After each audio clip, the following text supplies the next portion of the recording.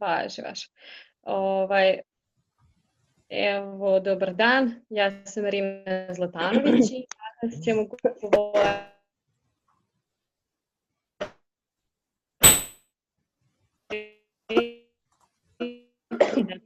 turizam i nauku. Ilija Cvjetić, ona možda vam se predstavi za početak. Dobar dan svima. Ja sam Ilija Cvjetić sa Hemijskog fakulteta u Beogradu i pričat ćemo danas o vezi turizma i nauke, kako to možemo obogatiti turističku ponudu bilo kog mesta, u ovom slučaju Smedereva, sa nekim naučnim saznanjima. Da, o povezivanju nauke i turizma mi smo govorili i u Sloveniji na međunarodnom festivalu Cviček.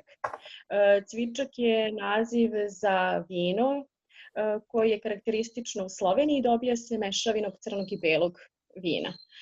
Međutim, kada govorimo o turizmu i nauci, mi smo htjeli biti malo napred, pa smo se prijavili, konkurisali na pozivu Fondacije Tempus vezano za Erasmus Plus projekte i naši projekti su odobreni od strane Evropske komisije i tu su dva projekta, Mističan ukus iskustva i razvoja i Evropski most turizma. A u nastavku ovog predavanja mi ćemo vam govoriti o našem viđenju povezivanja nauke i turizma.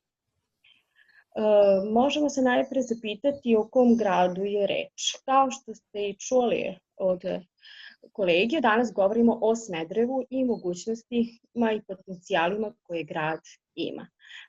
Znamo da je Smederevo jedan od retkih gradova koje je nastalo sa namerom da bude prestonica.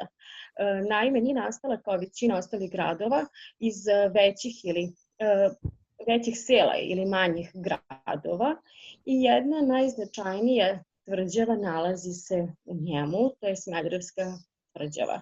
Najveća ravničarska tvrđava u Evropi koja je sagrađena u 15. veku i trajanje zidanja tog malog grada trajalo je svega 2 godine, od 1428. do 1430. godine i sagradio je despot Đurađ Branković. Svojim položajem i kako geografskim položajem i klimatskim karakteristikama Smederevska tvrđava je jako važna.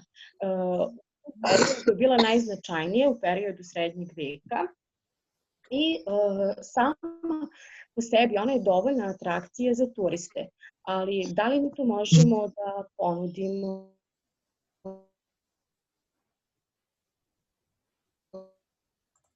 tvrđave na neki zanimljivi način? Jer legende postoji da je tada u tom vremenu najbogatija srpska porodica Branković pred najzdom Turaka sakrila blago. Sve te srednjovekovne kovanice možete vidjeti u kao i taj deo vezan za srednji vek, za porodicu Branković, koji zauzima značajno mesto u našem muzeju, koja sadrži predmete kako iz antičkog perioda, pa tako sve do prve polovine 20. veka. Ilija će sada malo da nam priča o povezivanju nauke i turizma i kako mi to zaista možemo da utvrdimo kada nakon temanskog orijentiringa u tvrđavi pređemo da istražujemo to naše blago. Deo toga smo već predstavili u okviru naših radionica Nauka je svuda oko nas. Ono što je zanimljivo, što možemo pokazati na osnovu kada pronađemo neki arheološki predmet, ono što naravno svi se pitamo je da li pitamo se kolika je, od čega je taj predmet sačinjen i naravno kolika je njegova starost. Vremenom naravno metali, konkretno novčićevi metali vremenom podležu procesu oksidacije, odnosno ono što mi znamo kao korozija. Naprimjer, jedan gvozdeni novčić će izgledati upravo ovako. Vidimo ovu narandžastu boju koja potiče od oksida gvožđa. Drugi metali kao što je recimo bakar korodiraju na drugačiji način. Pa vidimo recimo kip slobode koji je između ostalog imao u sebi bronzu koja je legura bakra i drugih metala. Vremenom je promenio boju iz ove smeđe u neku zelenkastu. Tako da je to je primer korozije bakra. Znamo za koroziju srebra. Vidimo ostatke ovih crne tačkice po srebru, znači to nam je posljedica korozije srebra, postojanja srebra oksida. Na osnovu ovih, naravno, ovo što je jako zanimljivo, mi možemo organizovati radionice za učenike gde bi oni posmatrali pod mikroskopom, posmatrali bi pod nekim uveličanjem od recimo 60 do 100 puta, lepo se vidi metalni novčić, vidi se tačno mogu lepo da se primete pojava korozije, tako da učenici i posetioci inače mogu da utvrde sami od kog metala su sačinjeni određeni arheološki predmeti, tako da bi to u nekoj kombinaciji sa traženjem predmeta po tvrđavi moglo da obogati recimo turističku ponudu Smedereva. Ovdje smo pokazali neke slike sa naše radionice koje smo organizovali pre recimo 2 meseca. To je bilo jako zanimljivo učenicima da istražuju, da nađu predmete, da posle ih ispitivaju, da ih ispitaju i da daju neke zaključke o svemu tamo.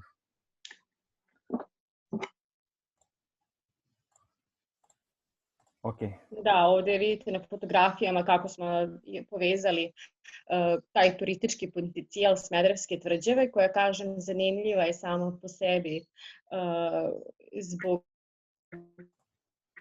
toga što je najveća smatramo da je taj turistički potencijal tvrđave potrebno iskoristiti na neki drugačiji način i povezati samu nauku i turizam. Nakon ovoga možemo se zapitati šta je to što još možemo raditi u našem gradu. Svima onima koji su dolazili u Smederevo poznat je naš Karađorđe Dud. Vidjet ćete ga i na fotografiji kako izgleda. Osim svoje istorijske uloge, tačnije 8. novembra 1805. godine, turski zapovednik Guša predao je ključeve grada voždu Karađorđu, kada Smederevo postaje po drugi put srpska prestonica. Osim toga, on je zanimljiv i sa druge strane, jer je star više od 300 godina i predstavlja botanički raritet. I što dalje? Znači, mi imamo tu posetu, ali tako, Karađorđevog Duda u okviru neke turističke ture. A da li mi možemo da i u tom delu govorimo sa naučne strane? Sad, kako bismo mogli da obogatimo turističku ponudu sa naučne strane? Pa ako imamo biljku, ako imamo drvo koje je ovde 300 godina, postoje danas analitičke tehnike, postoje metode kojima može da se ispita hemijski sastav, da se ispita, na primjer, sadržaj teških metala. Znamo kako drvo raste, stvara godove, svaki taj god je neka vrsta vremenskog traga. Možemo da ispitamo pomoću ovakvih živih bića, pomoću ovog drveta, možemo da ispitamo recimo kakav je kvalitet vazduha bio u Smederevu pre 150 godina, na primjer. Da uporedimo to što je bilo nekad i sad, sigurno bi videli drastične razlike. Znači, prosto ovako neki organizmi živi su neka vrsta biomarkera. Danas imate tehnike koje se nazivaju biomonitoring, gde vi pomoću živih bića, pomoću biljaka, pratite njihovu apsorpciju zagađujućih materija iz vazduha i kako se ona menja sa uslovima, sa promenom visine, u različitim gradskim sredinama, prosto imamo različit kvalitet vazduha, tako da to bi bilo sa neke strane možda zanimljivo da se vidi, da se ispita. Naravno, napominjem, to su neke metode koje su nedestruktivne, znači ne bismo odsekli drvo pa ga analizirali, već prosto možemo nekim tehnikama da ispitamo šta se to nalazi unutra bez ikakvog oštećenja samog stabla. To bi bila jedna ideja kako bi se Karađorđe Dud mogao iskoristiti u neke naučne svrhe i da eventualno dobijemo zanimljive podatke. Ok, Marina. Da, možemo da pređemo dalje, da vidimo kome je to grad Smederevo je bio i Obrenović, je li tako? Sada ćemo pogledati kako ona izgleda.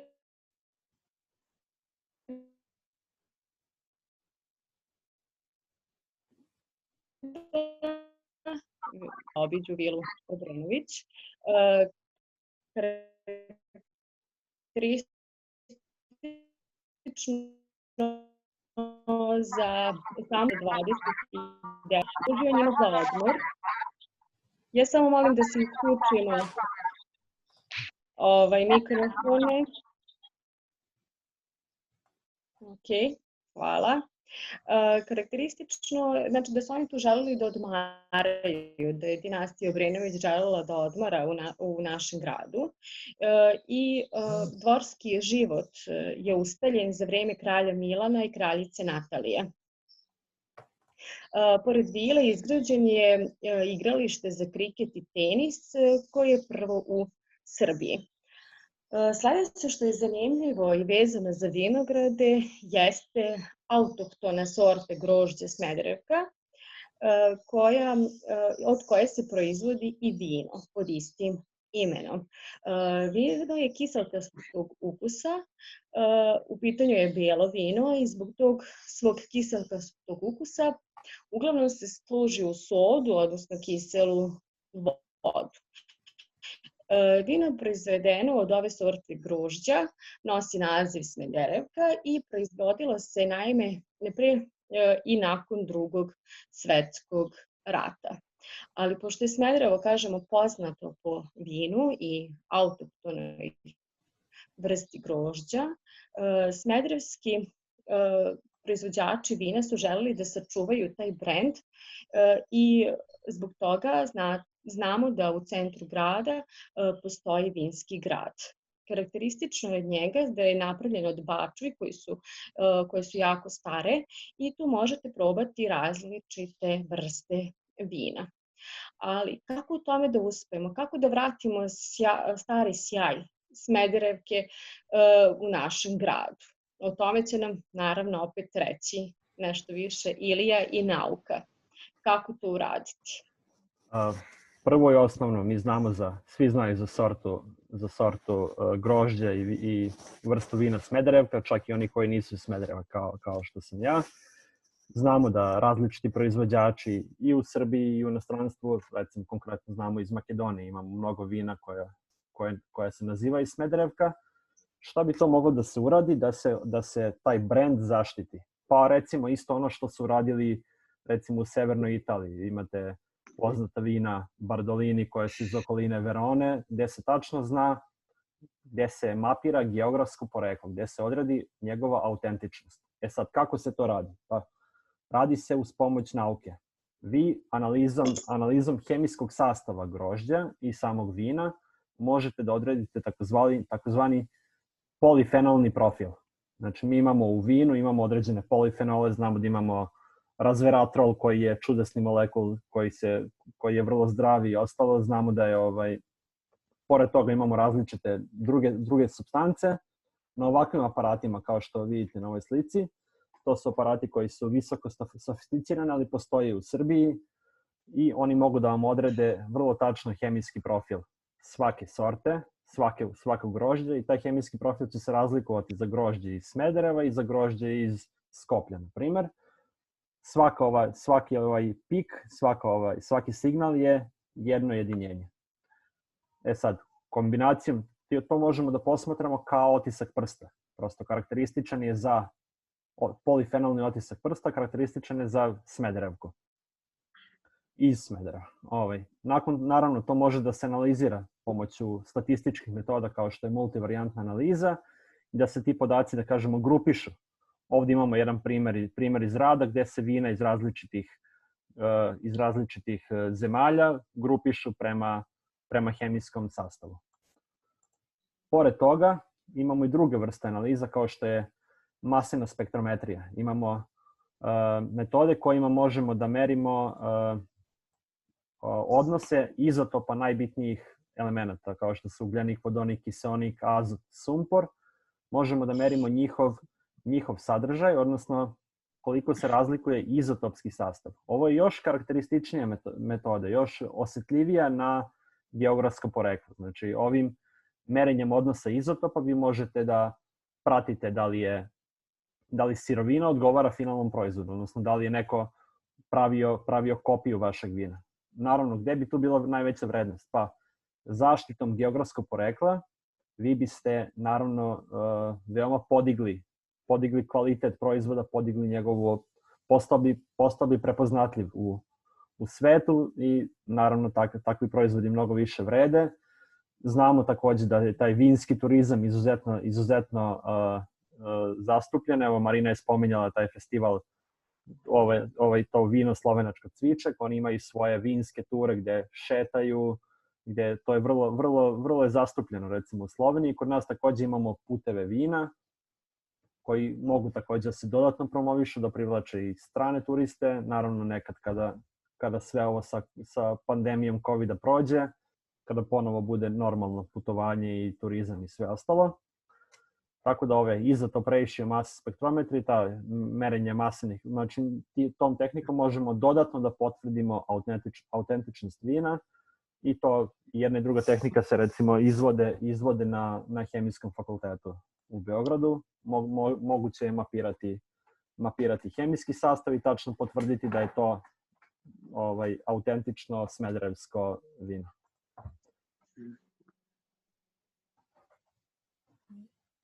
Ok, Marina, možemo... Da. Evo, dakle videli smo koje su to sve zanimljivosti, ali imamo u okviru turističke ture u Smederevo još i spomenike koji govore o burnoj istoriji samog grada, pa na fotografiji vidite spomenik borcima Prvog svetskog rata i on svedoči o velikoj pobedi srpske vojske na Mitrovdan 1914. godine. Sljedeći značajan spomenik jeste spomenik Petojulskoj tragediji. Naime, 5. juna 1941. godine u 14 sati i 14 minuta pod još uvek neutvrđenim okolnostima došlo je do eksplozije u Đurđevoj tvrđavi gde je poginulo više od 2500 ljudi, dvostruko više je bilo ranjenih. Spomenik se nalazi između muzeja Smederevo i Smederevske tvrđave. I još jedan značajan spomenik jeste spomenik Park Tri heroja koji je podignut u Drugom svetskom ratu i posvećen je narodnim herojima Smederevskog kraja koji su poginuli u Drugom svetskom ratu. Ako nastavimo dalje, stižemo do Smederevskog trga. Tu se nalazi zgrada okružnog načelstva, galerija savremene umetnosti i čuvena fontana koja predstavlja dobar izbor za predah i susret kako turista, tako i starih i mladih Smederevaca.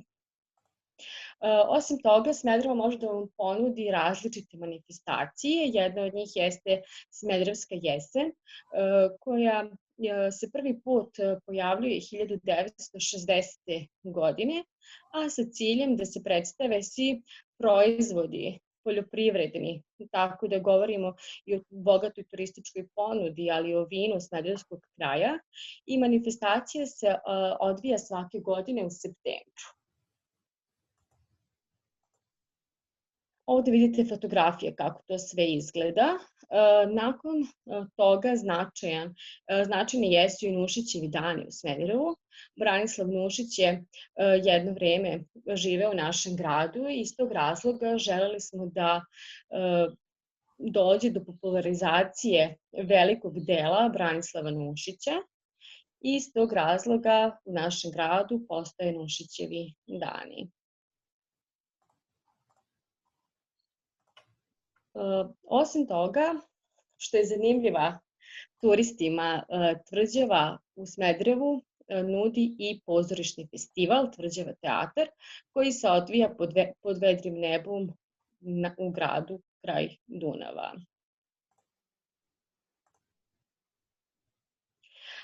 Složit ćete se da je ovo zaista dobar turistički potencijal, ali mi smo se potrudili da turistima ponudimo više, da samu tvrđavu predstavimo kao i Karađorđev dud i vina i sve te turističke potencijale turistima na neki drugi način.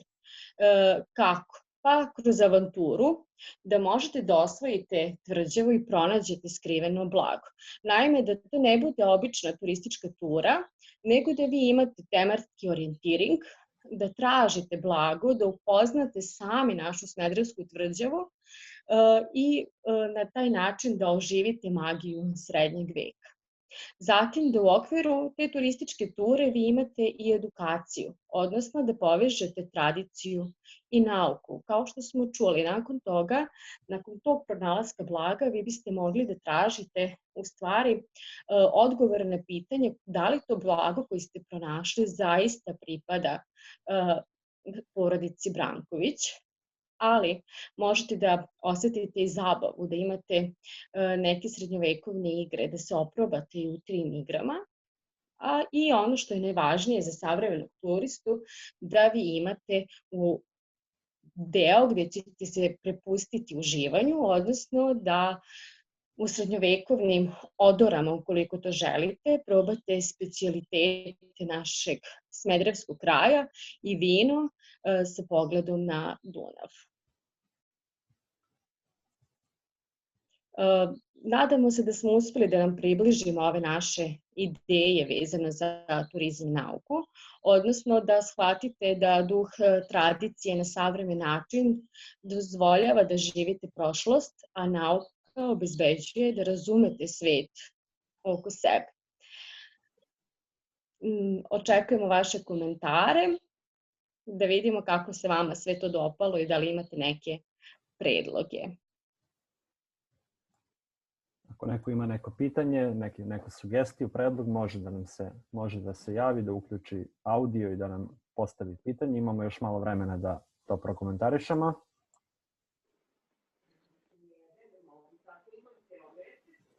Ok, evo javio se neko ko je sasvim slučajno. Dobro.